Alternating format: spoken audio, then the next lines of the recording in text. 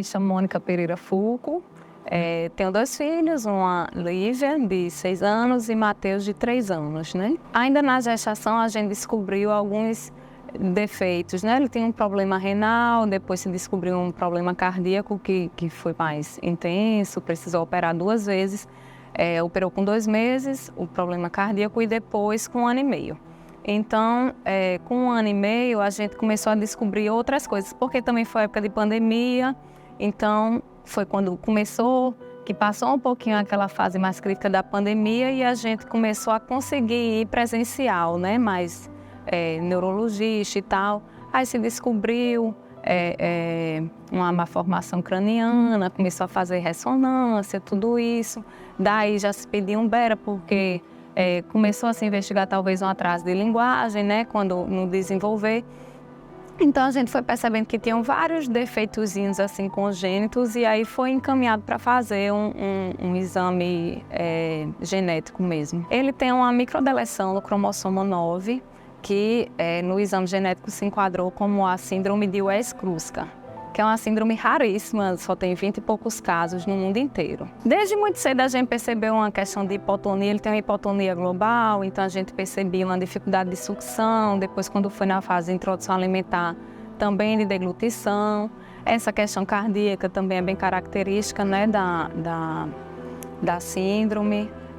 E aí a gente também uma agitação, ele é bem hiperativo, tinha muita dificuldade para dormir, era à noite acordando várias vezes. No próprio também comportamental, né, assim, de se colocar muito em risco, de estar sempre em muito movimento, sem concentração. Então a gente foi percebendo que ele tinha algumas demandas, né, na parte de fisioterapia, né, para toda essa questão motora, tanto na questão da alimentação, mas também na questão da postura, né, de correr, de pular.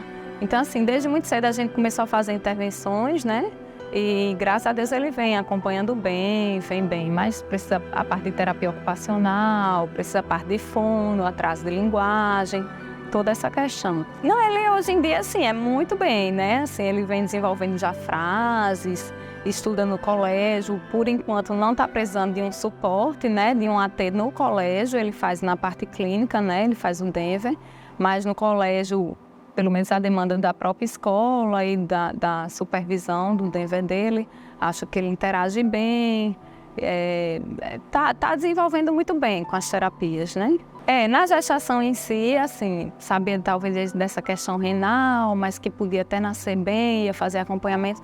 Depois, a parte da cardiopatia, para a gente, que já foi bem no final mesmo da gestação, foi mais impactante, né, assim, porque vem toda aquela questão de não só de saber, vai sobreviver a uma cirurgia, uma criança muito pequena, quando ele precisou operar só com 2 meses, que não era característica da doença cardíaca dele, normalmente era com 8 meses que segurava, e foram 2 meses assim muito difíceis, né? Ele vomitava muito e tal. Então, para a gente foi muito chocante, um bebê muito novinho, já precisar passar, né, por tudo isso. E aí vinha sempre muito esse medo, né? Será que meu filho vai estar aqui? Eu lembro que às vezes eu ia para a praia com a minha filha, para também não deixar ela desamparada mais velha. Aí eu dizia, quando é que eu vou poder trazer meu filho aqui na praia, né? E graças a Deus, assim, com todas as intervenções e sempre uma equipe muito boa, assim, acompanhando ele, a gente vem tendo uma vida normal. Claro que com as restrições de ter muita terapia e tal, mas sabendo que ele vai conseguir se desenvolver e ter uma vida plena, normal, sabe? Na verdade, a gente vinha, assim, sendo muito preparado com as descobertas, né? Foram muitas avalanches depois da segunda cirurgia cardíaca dele, mas a gente já vinha sendo assim avisado pela pediatra dele, olha, são muitos defeitos, assim, isso aí já se enquadra numa síndrome, a gente queria saber qual era, né? Porque fica muito naquela de, meu Deus, será que é alguma coisa degenerativa que lá pra frente vai ser pior, né? Mas quando a gente descobriu o que era, e com as pesquisas, apesar de ter tão poucas, né, pessoas no mundo, mas nada que fosse assim degenerativo, me deu mais que um alívio, sabe? Saber assim que era uma síndrome que com muita intervenção a gente ia conseguir superar e viver bem assim. tem umas demandas diferentes, né? Assim, de um olhar mais cuidadoso ainda, né? Assim, com mais responsabilidade também. Então vem aquela cobrança de mãe que eu já tinha com Livinha, vem uma cobrança maior de que ele consiga superar tudo e eu dar o meu melhor para que ele tenha uma vida digna e tal. Então, assim, eu acho que tem essa responsabilidade mais aflorada ainda.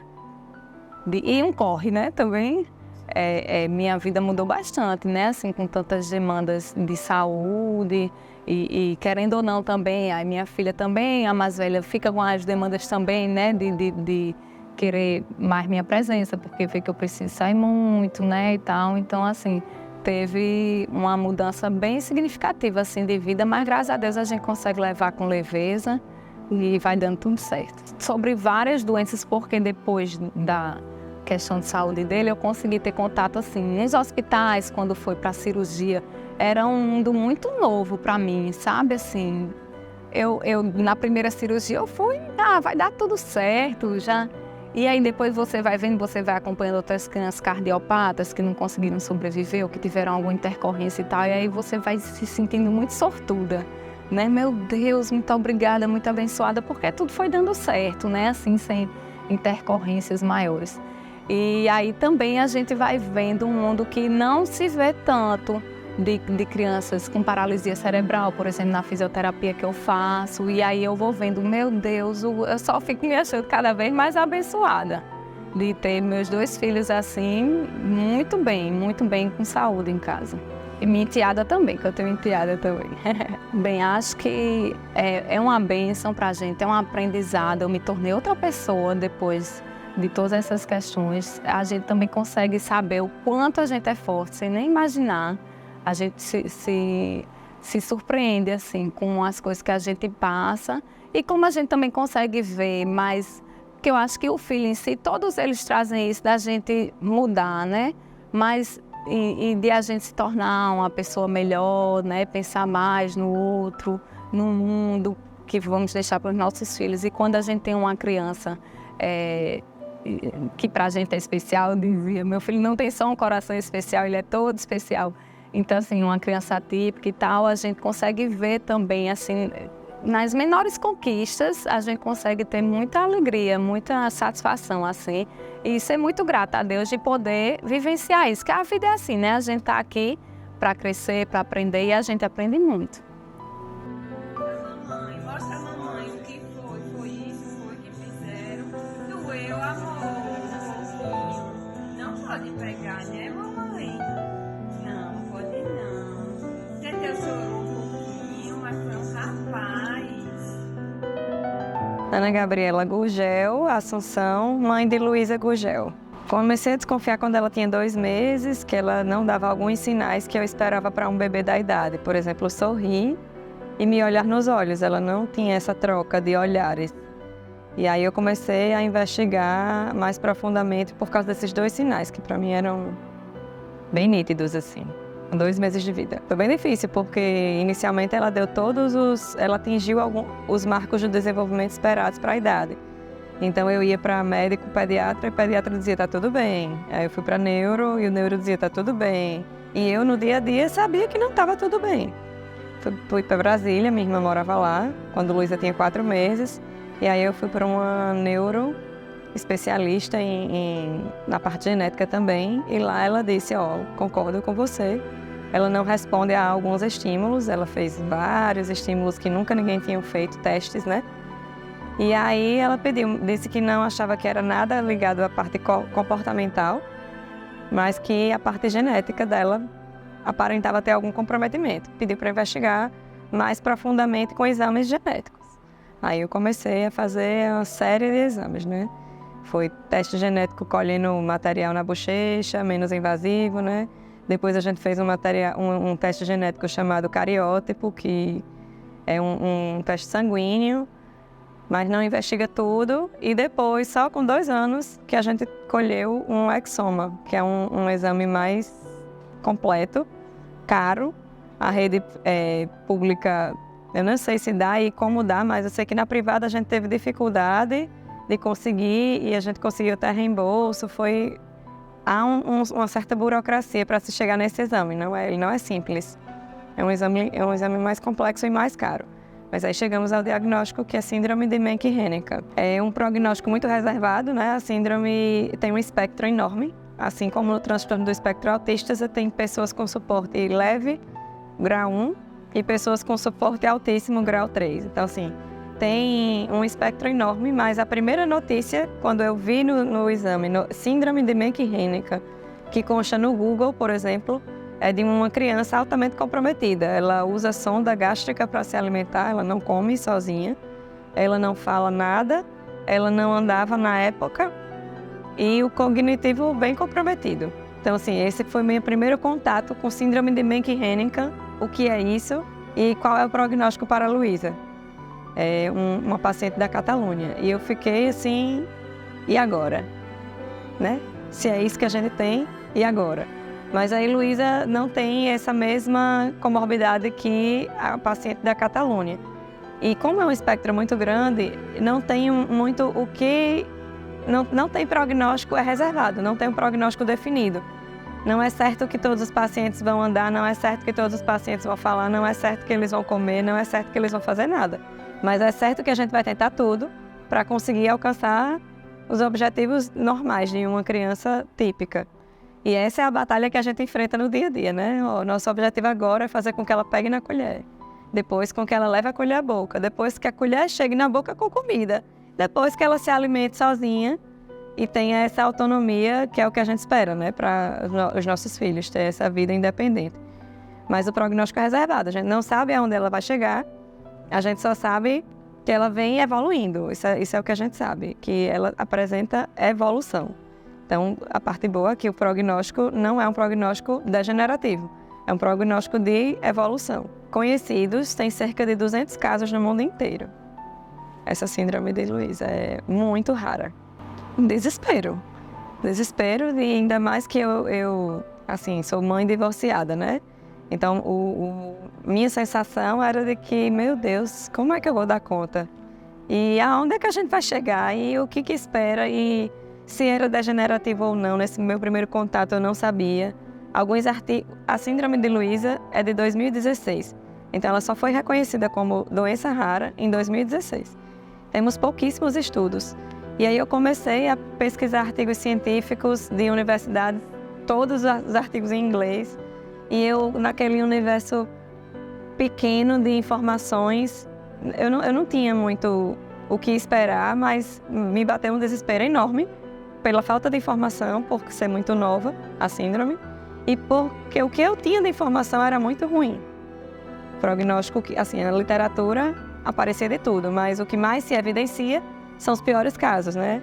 É o mal do Google, mas, enfim, é o mal necessário. Para mim, foi onde eu cheguei aos mínimos detalhes. Inclusive, que quando eu vou para as consultas aqui em Natal, ou em Fortaleza, ou em Brasília, com o diagnóstico, eu que explico ao médico o que é isso, qual é o prognóstico, aonde ela vai, assim, o que é que ela já conseguiu de avanços, né? E é praticamente depois, no segundo momento, eles estudam e eles já vêm como a visão técnica, né? Que eu não tenho. Mas no primeiro momento é praticamente a gente que leva a informação para os médicos, porque eles nunca tiveram contato com isso. Que ela se desenvolva com independência, sem precisar de suporte de ninguém, sobretudo do ponto de vista cognitivo, para que ela seja uma pessoa feliz.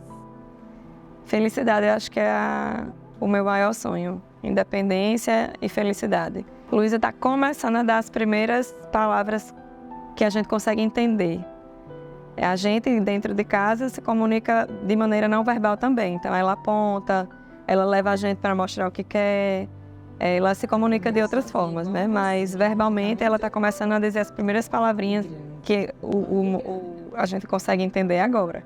Mas é uma boa comunicação, ela é uma criança que se comunica bem. Dentro do espectro da síndrome de Menck-Hennigan, Luísa é uma paciente maravilhosa, assim, super desenvolvida para o esperado. Os médicos até ficam, poxa, quando veem na literatura o que tem e quando veem a criança que estão diante dela, né, que está diante deles, eles ficam impressionados porque ela realmente tem um desenvolvimento fantástico. E todos dizem que foi porque graças ao estímulo precoce que a gente começou com 4 meses de vida. Quando eu vim de Brasília, sem diagnóstico, mas que a médica de lá disse, ó, eu acho que você tem razão e ela tem alguma coisa, vamos começar os estímulos, a gente começou a batalha das terapias todo dia, segunda a sexta. Primeiro, para aceitar, muitas ainda conheço pessoas que evitam o diagnóstico por medo de encarar. Primeiro, aceitar, né? Segundo, não rotular, porque o rótulo é o que muitas vezes impede você de chegar lá. E o que a gente sabe hoje é que existem pacientes com síndromes de prognóstico reservado, mas muito mais para ruim do que para bom, e que se desenvolveram e tiveram vida normal. Então, os rótulos não vão definir minha filha, e eu diria que não façam isso com seus filhos, nem com o típico, nem com o atípico, né? Porque a gente tem mecanismos para reverter ou melhorar muitas habilidades. E é possível, sim, é possível. Luísa! Luísa!